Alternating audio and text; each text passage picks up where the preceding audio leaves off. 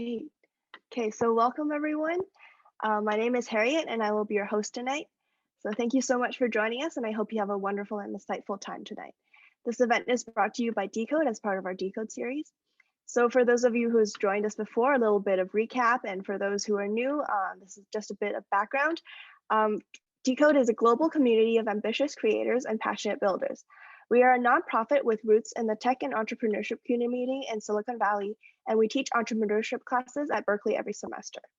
We hope to give students, entrepreneurs, founders, and investors a platform to share, connect, and be inspired. Over the past 5 years, our annual DECODE Innovation Conference has been the largest tech and innovation conference co-hosted by Berkeley and Stanford students and alumni and entrepreneurship centers. We have had over 10,000 audiences every year from all around the world. Some of our notable speakers include founder and CEO of Zoom, board member of Tesla and SpaceX, CEO of Y Combinator, and CEO of Google X, among many others. Our 2020 conference back in October garnered 1.3 million views across 44 countries and has thus prompted us to kick off the series in January and continuing all the way until today. So our next speaker session after today will be on the June 16th, so next Wednesday from 6 to 7 p.m. PDT, and we'd love to see you all there. You can check out more on our social media channels for more information. If you would like to volunteer with DECODE on future events, or if you'd like to discuss any potential partnerships with DECODE, please do email us at careers@decode.build, careers@decode.build. And we will be kicking off our part-time DECODE Venture Capital Fellowship as well, which will run from mid-September 2021 to the end of May 2022. So our network of volunteers and alumni have gone on to renowned companies, including A16Z, Excel, GGV, Sequoia, Y Combinator, Goldman Sachs, Morgan Stanley, Airbnb, Amazon, Apple, Facebook, Google, NASA, among many others. For more information, you can subscribe to our emails or contact join@decode.build. Early decision applications are due on June the 30th, 2021, and regular applications are due on August 31st, 2021. So for today, if you have any questions for our speaker, you can send them via the Zoom chat, and we will try to go through as many questions as possible. But due to time constraint, we might not be able to cover all of them. For those of you selected to join the roundtable, it will be after the Q&A session, so please stay and wait to be invited to the breakout room. Great, so do you guys have any other questions or any questions you might want to ask the speaker later on? If you have any now, you can send it through the chat as well, and we will make sure to note that. You can also send questions during the main stage as well. Great. So also we have quite a few speakers lined up in our series. For the 16th, we have Adam Chair, like I mentioned earlier, from 6 to 7 p.m. next Wednesday. He is the co-founder of Siri and VB Labs. And then on June the 23rd, we have Forrest Norrod, who is the SVP and GM at AMD. And in July, we have Thomas Eisenman, who is joining us on the 7th. He's the professor of entrepreneurship at Harvard Business School. And on the July 14th, we've got Jason Conyer, the Chief Information Officer at VMware. So if you're interested at all, make sure to follow us on LinkedIn, Facebook, Instagram, Twitter, any of those, or social media, and we have more information about them, including their bios and how to sign up for tickets and everything. Or also you can just look at our Eventbrite and search DECODE and you can find all the events that we have on there. Okay, great. We'll probably just give them a few more minutes just to finish up. And great. Nice to see that we have so many of you guys joining us today. Okay.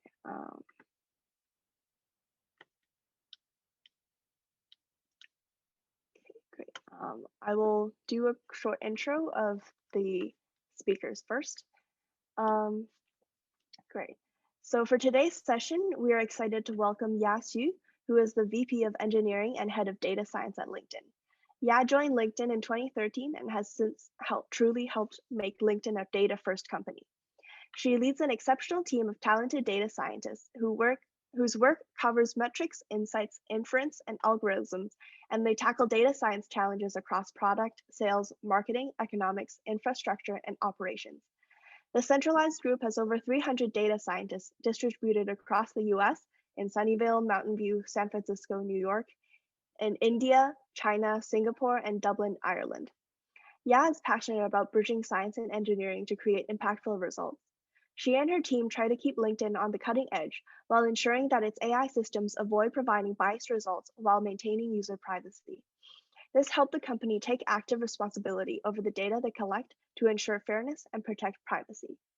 In addition to her work at LinkedIn, Ya's contributions outside of her day job, such as the book she co-authored on experimentation and her Stanford commencement speech, are meaningful to the entire industry as well as future data scientists. Before LinkedIn, she worked at Microsoft and received a Ph.D. in statistics from Stanford University. And the session will be moderated by Shuo Chen, who is the general partner at IOVC and CEO of ShineConnect, a Silicon Valley-based nonprofit community of 5,000 plus engineers passionate about entrepreneurship. She is also a lecturer at UC Berkeley and a faculty member at Singularity University.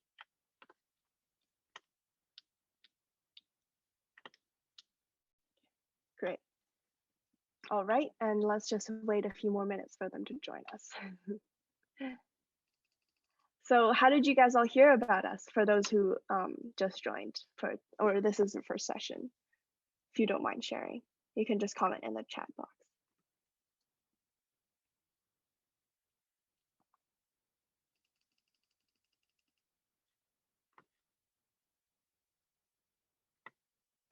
Nice. It's nice to see that we're getting referrals. Really great. Nice, nice. And I guess for those of you who have joined us before as well, how do you like our event so far? Anything you'd like us to see? Anything you'd like us to change or improve on?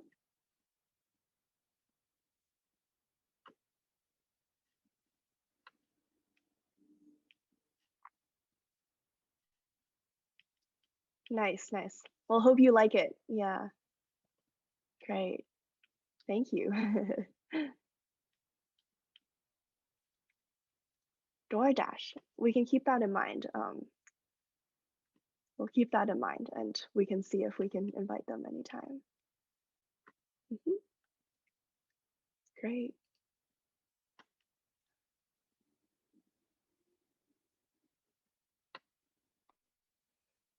All right. I guess, do any of you guys would want to volunteer with us? Or I guess, thank you. Anyone want to volunteer with us or maybe partner? Oh, okay, great. Our speakers are here now. So I guess let's welcome them. I've done a quick intro for you guys, so I'll just give the stage to you now. Great. Amazing. Thanks so much for that kind intro, Harriet. Yeah, it is super exciting to have you here with us today because actually after knowing that you were going to be here for a couple months, I've gotten a lot of DMs from different students from different classes and even alumni who had questions for you, all of whom are passionate about data science and learning more about your work. So thank you for making time for us today. Thank you for inviting me. I'm excited. Yeah. So maybe to start, we would love to have you share your story with us. What did you study in college and how did you end up becoming VP of engineering and leading data science at LinkedIn? So I studied math and economics in my undergrad. And then after that, I went on and got my PhD in statistics/machine learning from Stanford. Thank you. This is my lovely husband. Bring me some water. Oh, hello. Yeah. So, sorry. I only finished this part of it. And then, so going into the field, data science is actually quite natural for me. I mean, like certainly it's in my domain, and also going to tech companies it's again, like I actually, when I was in college, I interned at Wall Street as well. Like I have to say that I'm not a finance guy or gal. So when I got a chance to did an internship at Google when I was getting my PhD, I loved the tech industry, and it was just a very natural thing for me to then go on and worked full time at Microsoft, and then a few years later, came and joined LinkedIn, and I've been at LinkedIn for 8 years now. So going maybe a little bit more, also expanding a little bit my history at LinkedIn, since you asked how I got to the position where I'm today. But when I was at Microsoft, my work was a bit more sort of research focused. I was primarily in this sort of applied research team, doing a lot of statistical research. And then I joined LinkedIn, and I was in a very sort of closely collaborating with the other engineers. And then I built the experimentation platform at LinkedIn. As an individual contributor, I grew pretty, I want to say senior as an individual contributor at LinkedIn. Just about 4 years ago, I decided that I wanted to be a manager. So I talked to my boss, and he supported me. So then I started to be managing and started my journey. Yeah, so now I lead the global data science team. We have about 350, 400 data scientists across globally, and mostly in the South Bay. But we also have folks in San Francisco, in New York, and in Dublin, Ireland, in Bangalore, India, in China, in Singapore, etc. So, yeah, so that's my journey. I want to say maybe not very conventional, given how long that I stayed in my IC journey, but certainly really enjoyed being an individual contributor. That's amazing, because I think over your tenure at LinkedIn, I'm sure you've seen data science evolve as a career, as a field, in terms of what you do. Maybe you could tell us a little bit more about some interesting turning points along that journey, and also what it means to head data science now. What are the exciting things that you look at? Sorry, so maybe I can start by just sharing sort of what's exciting in the field of data science. So for, we now obviously we call this field data science, but it's a relatively new term. I think was recoined by gosh, I'm blanking out on the name, by DJ Patel, who used to be leading the data science team at LinkedIn back like 10 plus years ago, like 10 to 15 years ago. So it's a relatively new name, but the field is not new, right? So if I think about going back in time, using data and doing data analysis, and building, models, regardless how simple those models used to be maybe more linear models, and now, we're talking about neural nets that, deep learning that is much more complicated and sophisticated.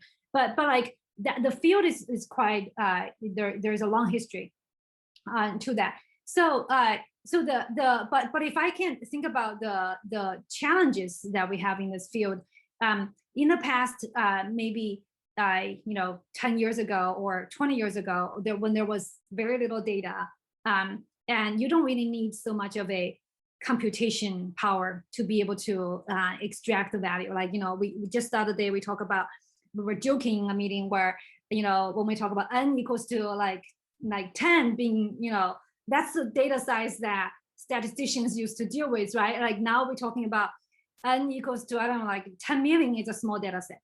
So really the from career perspective for data scientists to be able to handle a really big data set, and being able to learn the skills in order to do that, or the system, being able to know how to operate the systems that can process those data and building those models. So I think the maybe not necessarily to the field of data science, but I think for data scientists, it's really being able to both understanding things statistically deeply, but also at the same time having a very strong coding and engineering skills, and in that combination can be extremely powerful. But in the field of data science nowadays, I would say number one is still automation. I want to say, like, if you're looking across the field, there's still quite a bit of I want to say relying on too much on people with a lot of domain and manual like looking at the data or being able to pull those data and then building those models. And I think all this in general, like taking way too much time, right? So the more of an industrialization that we can do, the better it is, right? Just imagine that, a software engineer 20 years ago, 10 years ago, and software engineer today, the way that they code are very different, right? Because of all these structures and because of all the tools and like that is there now to support from you write the first line of code to compile to be able to deploy and commit and like all these, right? It's so I think that's the first challenge is like the more that we can industrializing how we are building models and doing data analysis, the better it gets, right? So I think that's number one. Number two is, I actually just this morning giving a talk on responsible AI, right? Like, there's so much responsibility that if you think about that, like, AI and technology actually has for the society. And, a lot of them are very much data related, right? So, I focused on my talk this morning on like, let's say fairness. How do we, how can we define fairness, measure it? How do we mitigate it? How do we improve it? Like, all these aspects of being responsible in that fairness setting. I think it's again a very big space, but also on top of it, like just again under the being responsible data science AI space is privacy, right? Like being a data scientist, like your job is to extract value from data, and privacy is really about how can we protect the information or the information that shouldn't be extracted to be extracted, right? Like, so that's a really fine balance between the two, and it's a really complex problem, but it's a super duper important problem to get it right? So I think that would also, again, I would say the second really challenging space moving forward is how do we mine the data, how do we utilize the data in a responsible way? I would say those are probably my top two. This is perfect. I'm so glad you brought up the data privacy point, because for a lot of the attendees who are here today was also at a previous event where we had Google's chief privacy officer come in and talk about how do we think about this from a public policy and risk management perspective. He's now also on the board of DECODE. So it's a really, really relevant conversation now. I'll continue to ask questions that we collected in advance, but I'm noticing some really, really good questions streaming in where we have Elias asking, why did you decide to become a manager? Going back to your earlier comment, what are skills and qualities that are important as a manager as opposed to an individual contributor? So why did I decide to become a manager? So first of all, I would say that I actually have always been going back and forth a little bit in my decision, right? Like in the earlier days, like maybe a couple of years into my work experience, I was like, oh, should I be a manager? Like I actually even tried being a manager for 6 months, and I enjoyed it, but I also just realized, hey, you know what? Like it's actually really hard to hire somebody to be the tech lead. It's much easier to hire somebody to manage the team. So I hired a manager instead. So but joke aside, like I think if I think about what took me to make that decision, ultimately it boils down to what kind of problems that I want to solve and which role that I would be in, that is I would be set up for better success to solve that problem, right? So as example, when I was a very senior individual, I see, like, first of all, like I always think about managers, they can be the one who owns the problem, but individual contributors are the one who owns the solution, right? So individual contributors, it's much easier for me to go across the company to say, hey, let me solve that problem for you, right? Like, and regardless whether I report to that person, not report to that person.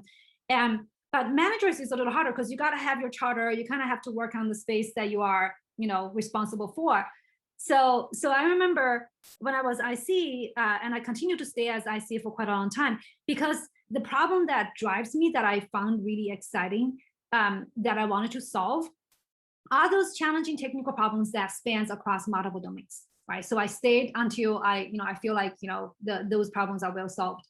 And then at one point in time, I realized that there is a problem that I wanted to solve. And I was brainstorming with my manager at the time that I realized that the best way that I can solve that problem are actually, I have to be a manager for that team, because it's cultural, it's organizational, and it's people, right? So all these aspects, as a tech lead, you can influence, but you don't have, a direct authority to make those changes. So that's the again, going back to just me in general, is that I'm very results and outcome oriented. So if I think about this is the results I wanted to achieve, then it's really about which paths can help me achieve that outcome more effectively. And it's just that, management is at the time was the better solution in my mind to solve the problem I wanted to solve.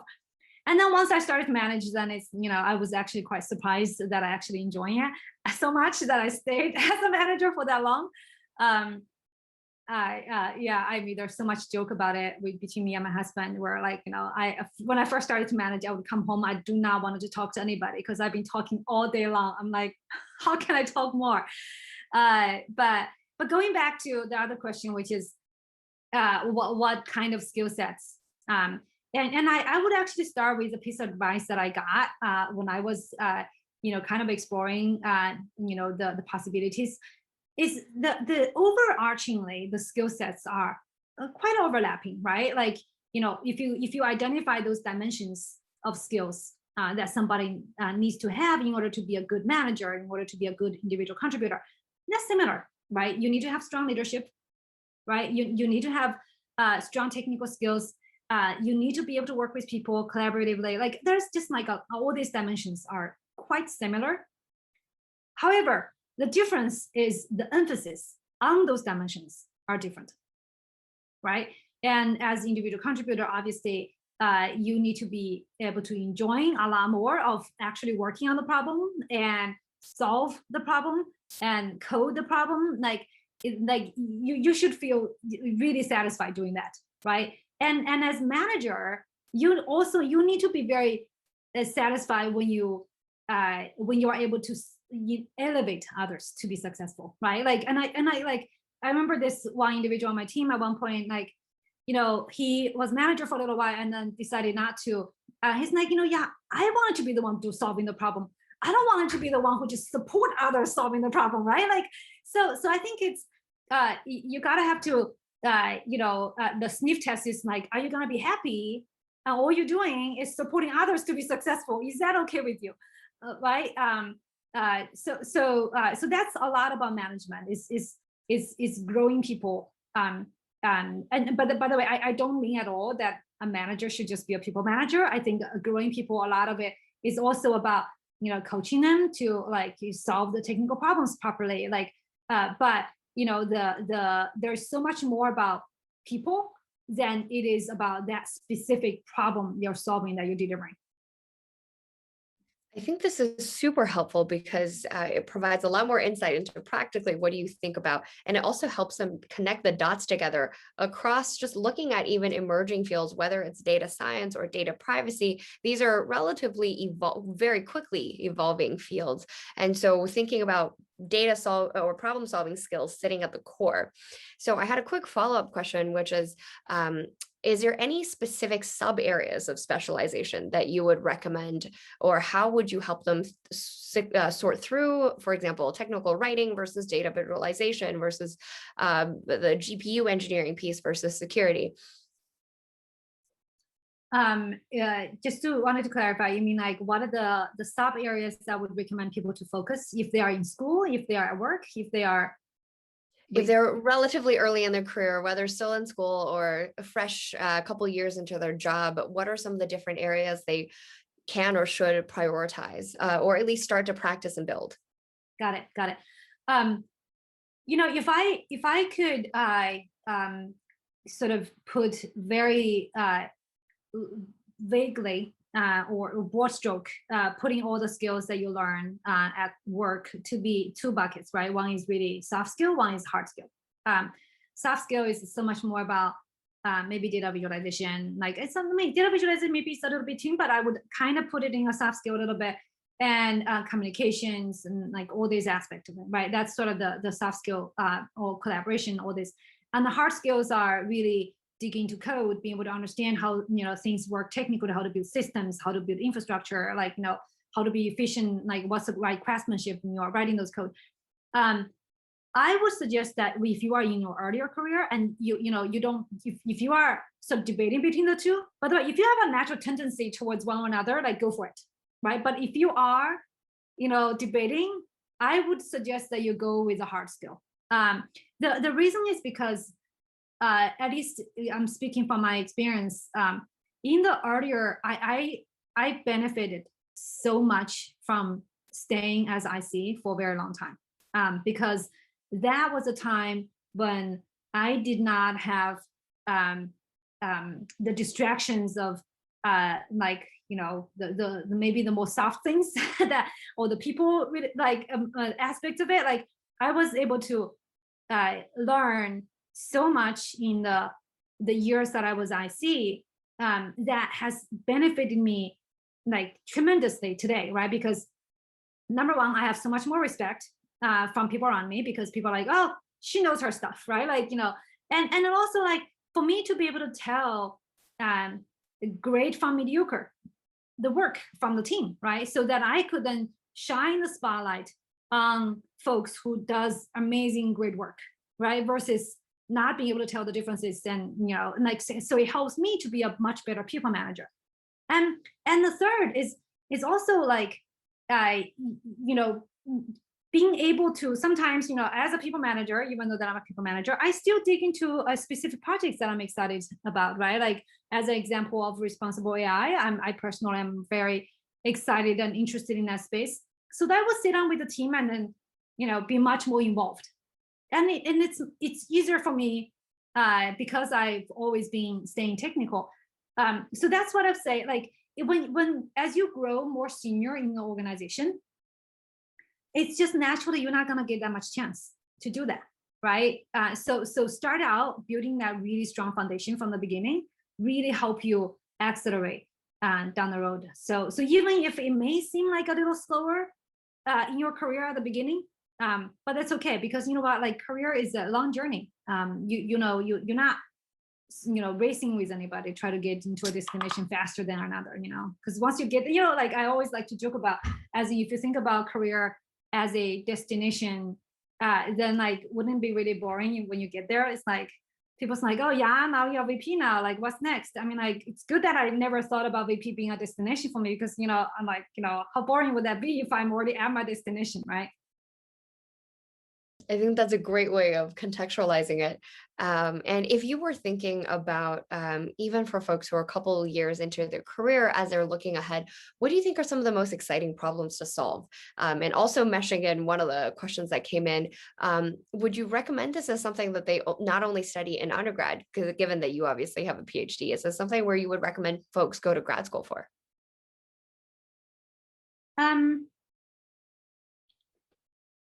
So just as a subject for them to go to grad school for, is that?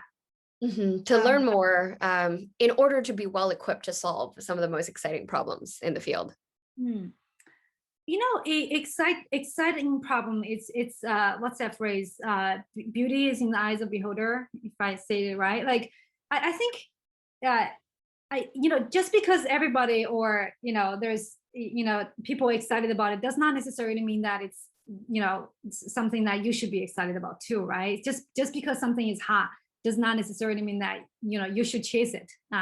And so I'm cautious on suggesting something that maybe it's exciting for me. And maybe actually, if I can turn that around and then share a little bit of a story of how I decided to go into statistics and machine learning for my graduate school.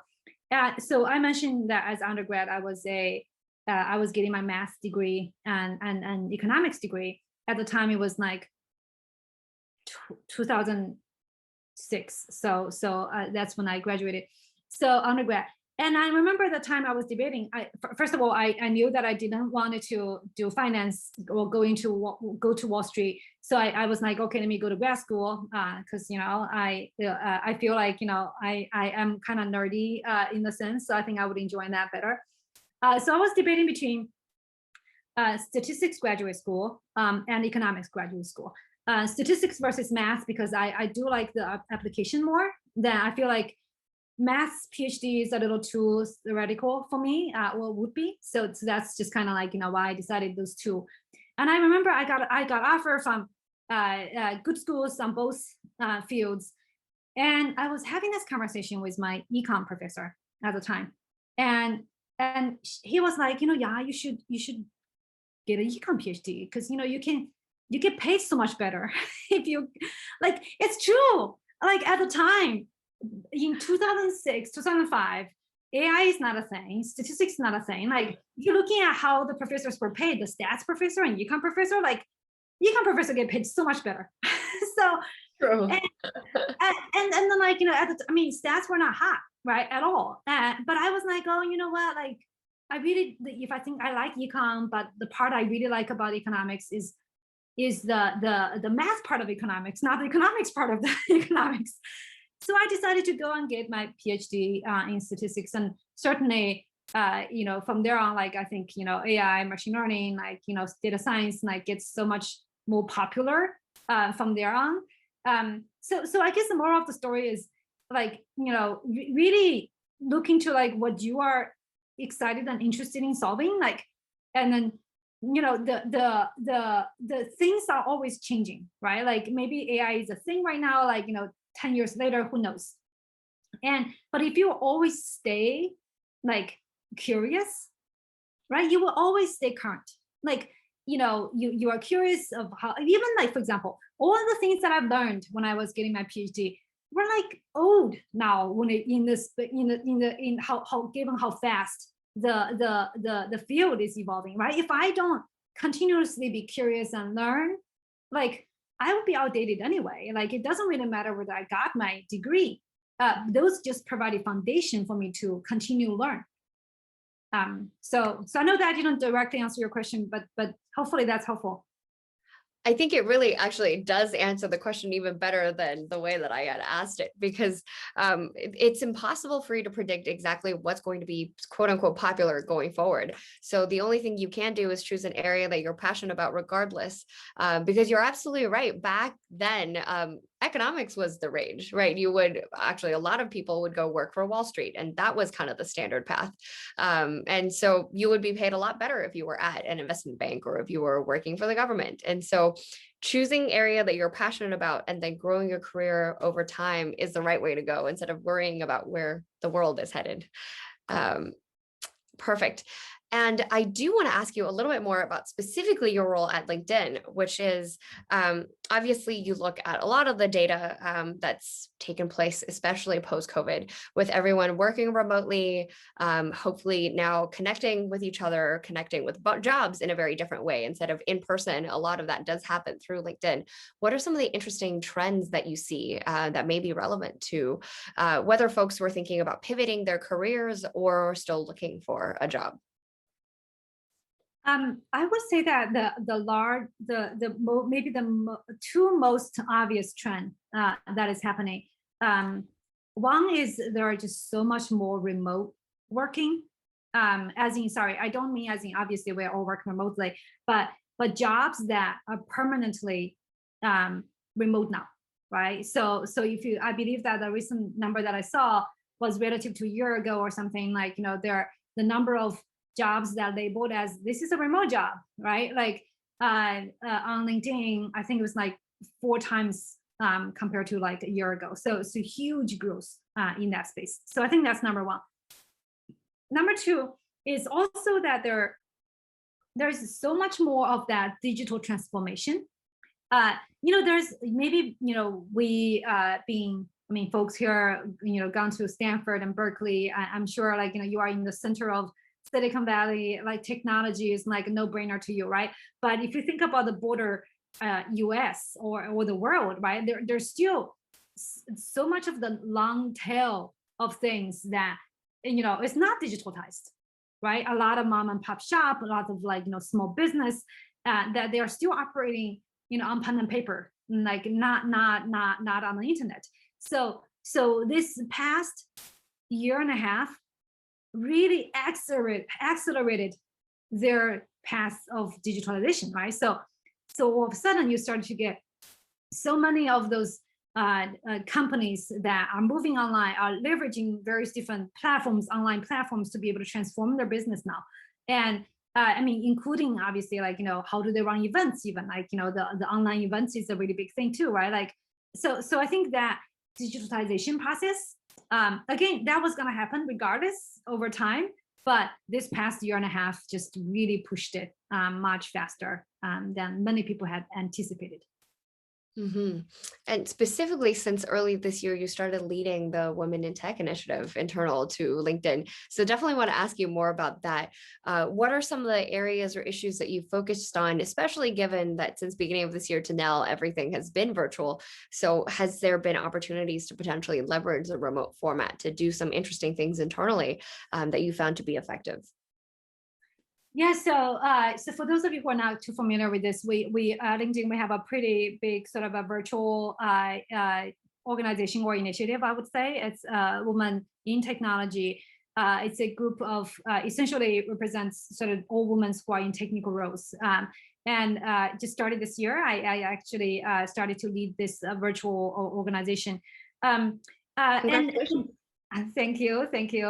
It's in terms of the combination of working from home, remote, and in my Women in Tech lead role, I would say that it's actually really challenging to lead with remotely, because so much about Women in Tech is about coming together, supporting each other. So I think that's building a strong community.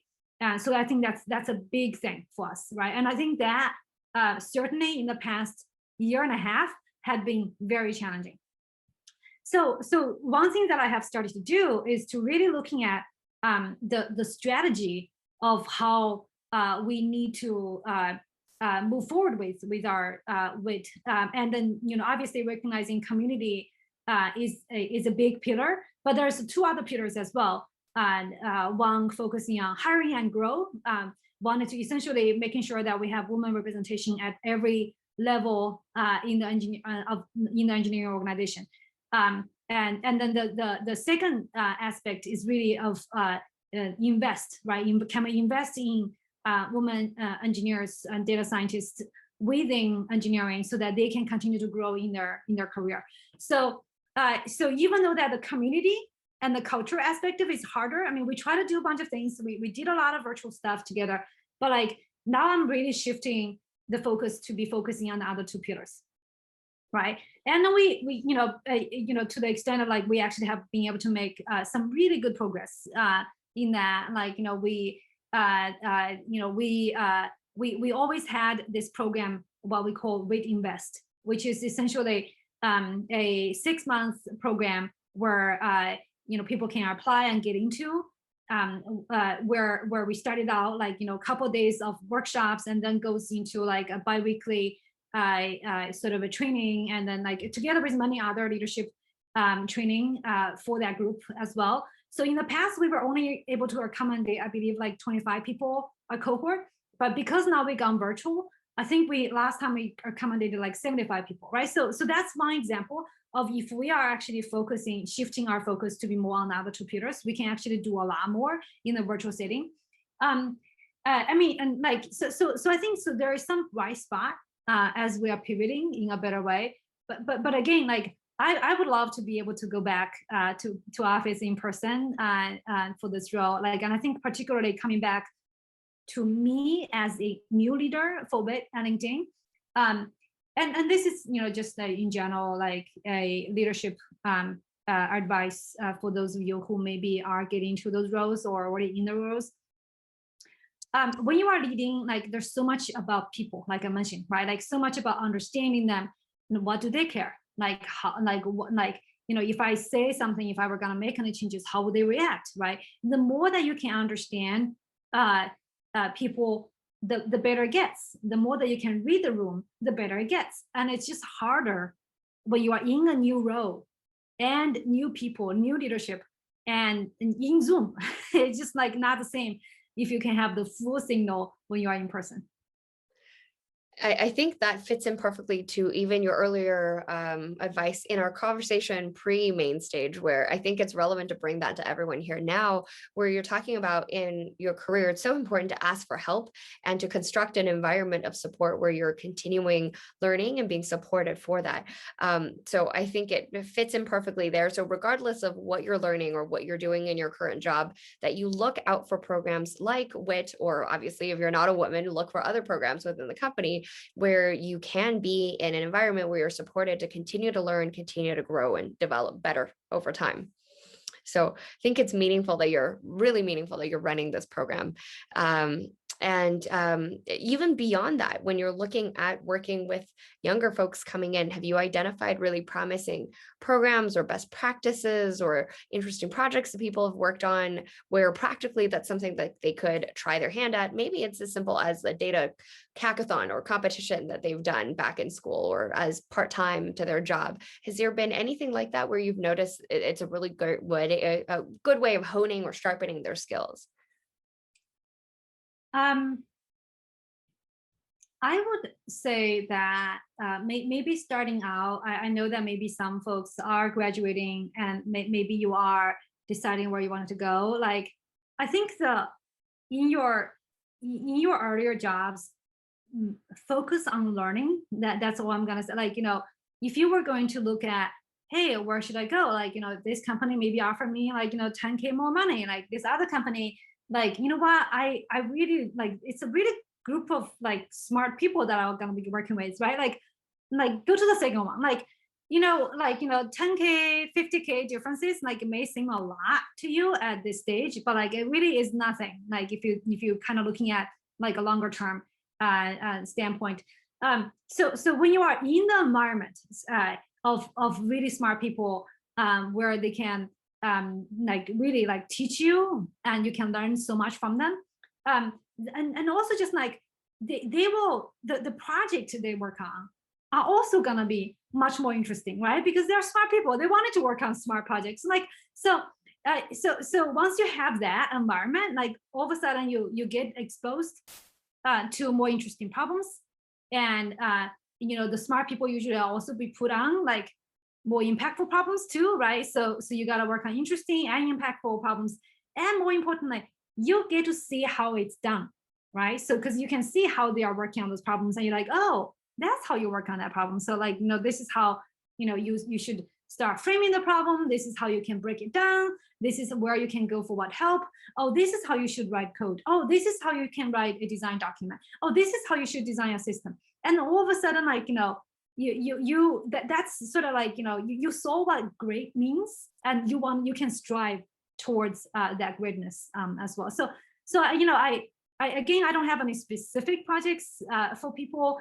That's where I would say is like you're finding a team, either it's at a new company or it's at the current company, but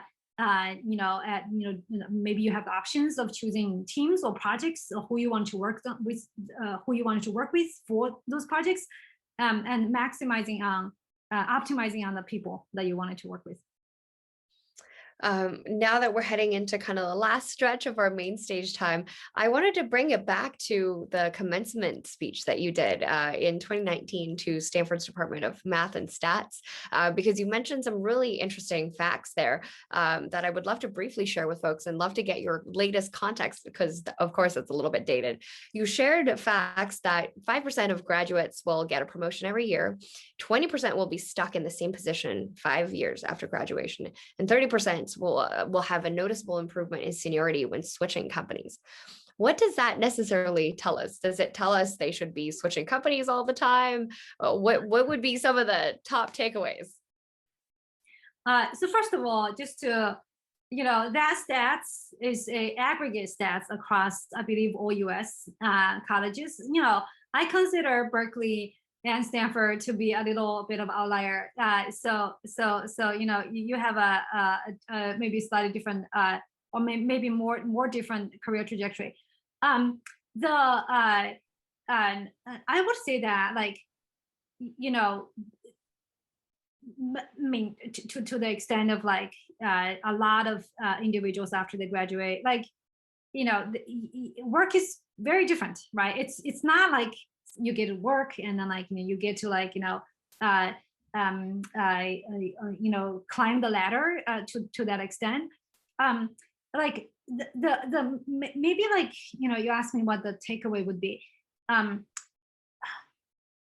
I was like, the takeaway is definitely not about, hey, keep on switching companies and or keep on demanding promotions. Like, I don't think that that's the right takeaway, because if you look at my career, I've been at Engine for 8 years now, and I was at Microsoft for, like, 2.5, 3 years, and then the reason that I left Microsoft was primarily because of a location. Like, I wanted to move back to California, and I did not like working remotely. That says a lot about me. So and then also, like, I don't think demanding promotion is the same. But obviously you should obviously proactively manage the career conversation with your manager, but not demanding a promotion in that way. So I would really maybe put it as, maybe these are not takeaway. The takeaway is maybe, like,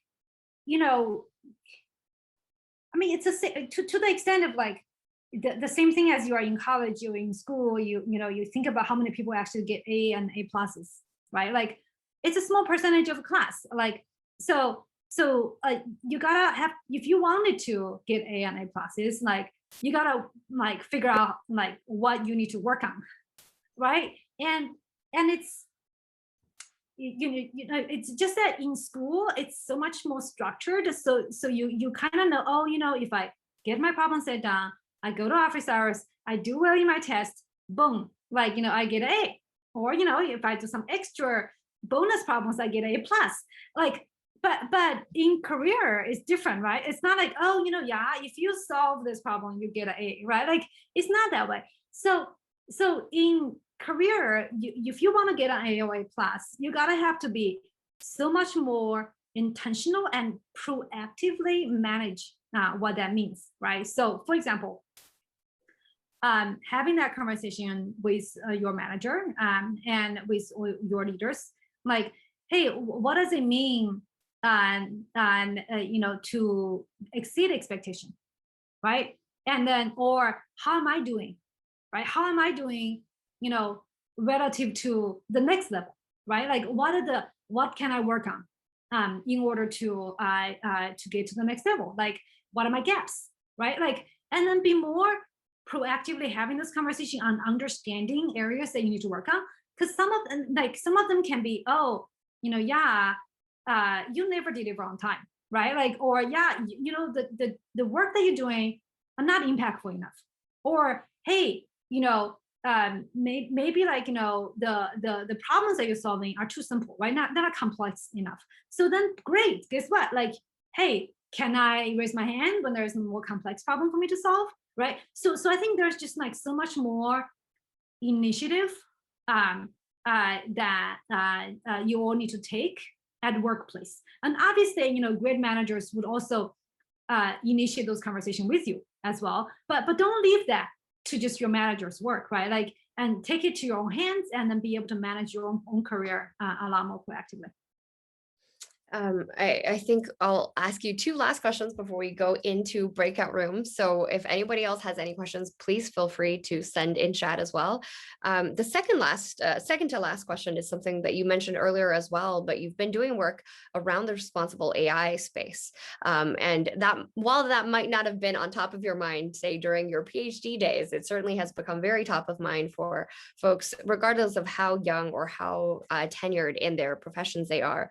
What would be some of the main takeaways from your work that you think would be important to consider, even for folks who are not pursuing a full-time career in data science? you're not talking about responsible AI in particular, right? You're talking about just like in general, like the top of mind. General is great. And if you have some specifics for responsible AI, I think it's relevant for all careers now, because it's very difficult to find any company that doesn't have any data now. So I think it will form an important part of, regardless of what career people go into. Yeah. So I would actually say, maybe I can start with responsible AI. It's such a cross-disciplinary space.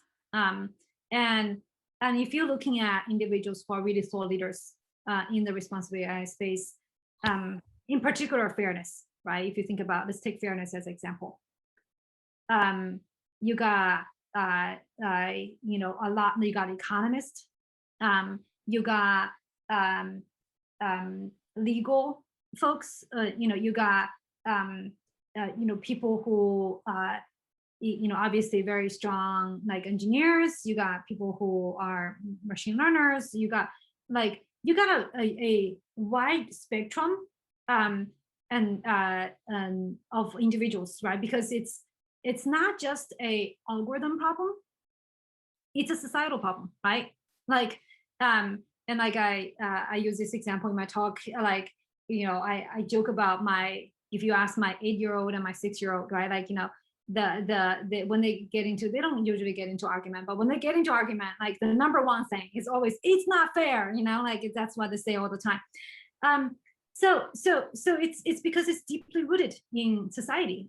It's how we perceive the world, right? So you you can't just solve that problem by saying, hey, this is how we're gonna make our algorithm fair, right? Like, let me just give you another very concretely, right? Let's say if we say, oh, when we do a search, we gotta return gender-wise, like 50-50, 50% male, 50% female, right? You'd be like, wow, is that fair? Okay, not necessarily. Yeah, exactly, not necessarily, right? Because if you're saying, oh, okay, what about somebody issued a query and that is maybe like they're looking for nurses, and it's true that like nurses, there is so much more qualified female candidate than male candidate, right? So if we get 80% female, 20% male, doesn't mean that we have to drop some of the really qualified female candidate and then like up rank some of the non-qualified male candidate? No, right? Like, you think that doesn't seem right. So that's why just like it's so difficult to define and measure and then like quantify what those are. So that's why it's like this space is actually really challenging, not because it's challenging of like, oh, how can we make this neural nets run faster or better or taking more data, it's actually challenging because it's such a societal problem that it's very difficult to define. And then some of the biases are introduced not by algorithms, it's by people, right? Like, hey, I only wanted to connect with people who are female, like right? That's me. Like, how do you then think about that versus what the biases that the algorithm would be introducing, right? So I think it's really challenging problem. Now I'm like losing track of like what we were starting with, but like my main maybe takeaway is a lot of this really challenging space are actually really cross-disciplinary. And I know that a lot of me included, like, we all had our specialization in school, right? I think what it's like a lot of times the college of 4, you got to declare a major, maybe at most 2 majors, 3 majors. Like, but at work, like you got to be put in situations where, what makes individual really shine is that they are able to go across those areas and then being really successful in domains that are cross-disciplinary, and those are usually the most challenging problems. So maybe I'll leave that. I'll leave it with that. Does that answer your question? Yes, absolutely. And actually, it leads directly into this last question, which is for the handful of individuals who are more senior in their respective careers. I know some of the folks here, most of them on the younger side, either students or younger alumni, but we do have a handful of folks who are 10 plus years into their career, whether they've spent 10 years working as an engineer at different companies, software or hardware, or in these other fields. If they're now starting to think about, okay, well, I obviously haven't done data science in the past, but it's becoming increasingly important for me to better understand what are some of the things that they can do to start to engage in their existing roles looking forward. And as they start to become more influential in their respective organizations, what should be some of the things that are top takeaways for them? If you're interested, and if you are at a company where there are roles where does require more of the data science skills, I would suggest that you obviously start by taking some of the classes online. Like there's plenty of them nowadays, right? Like, obviously I have to say, since I'm LinkedIn, like your LinkedIn learning courses, and there is also, Coursera classes, and there is just on YouTube, I'm sure you can find a bunch of those as well. And then, but those are still just learning. You gotta have to be hands-on as well. So then I would suggest that you go to those teams who are primarily doing, data science work, and say, hey, can I do a 20% with you guys? I'll be sorry. You should first talk to your manager and making sure that your manager is supportive, and then get a 20% projects with them, and then through that process that you can learn by doing, and together that coupled with your learning through those other channels, in theory and practice together, right? So then once you kind of done that, you kind of get a sense whether you like it, you don't like it, you wanted to maybe even have a full career in the space. And then it becomes do you have an opening in your job, in your team, right? Like if they don't, there are plenty of openings out there that are looking for data scientists and looking for machine learning engineers. So I think that's actually the perfect note to end on before we hop into the roundtable, because it gives some very specific practical action steps for folks who are more tenured in their career. And for younger folks, I think it gives a really good perspective that careers are much less rigid than they think it is right now. So even though you could have a specific major or you're going to a specific job or role, you really have the flexibility of designing your career over time as you bring all the different pieces together. So I think that's a very empowering note to end on. Thank you so much for sharing with us again. Yeah. Thank you for having me. And you have put it so much better than I could. So. No, you were great. Thank you. Would love to invite you to join our roundtable. Well, let's first of all do a virtual round of applause for Ya here on the main stage. Thank you. Thank you. And would love to invite you to join our roundtable as well. I know we had a few more questions that streamed in afterwards, but please do join us in the roundtable for discussion. How does it work? So Maya should be sending us an invite, and you should be able to click accept. I think that is coming in.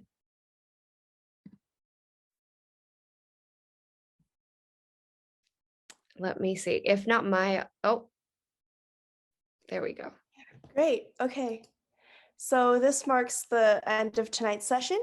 Thank you all for coming, and we certainly hope you enjoyed the session and have huge takeaways. So we will be uploading the recording on our YouTube, and we'll be sending the link to everyone. And so definitely subscribe and follow us on YouTube. And so for those of you who were selected to join the roundtable, you guys should be sent an invitation to the breakout room where the roundtable will be happening. And for others, hope you had great takeaways and found this event insightful. And if you're interested in any other of our future events, be sure to check out our social media channels, and we will have more information posted on them. You can also sign up on Eventbrite. It's the same place, and then great. And we hope to see you at our next speaker event as well, which is next week on Wednesday, June 16th from 6 to 7 p.m. PDT. And it will be with Adam Chair, who is the co-founder of Siri and VB Labs. So great. Hope you guys enjoyed our session, and those of you in the breakout room can join now. Nice having you all here.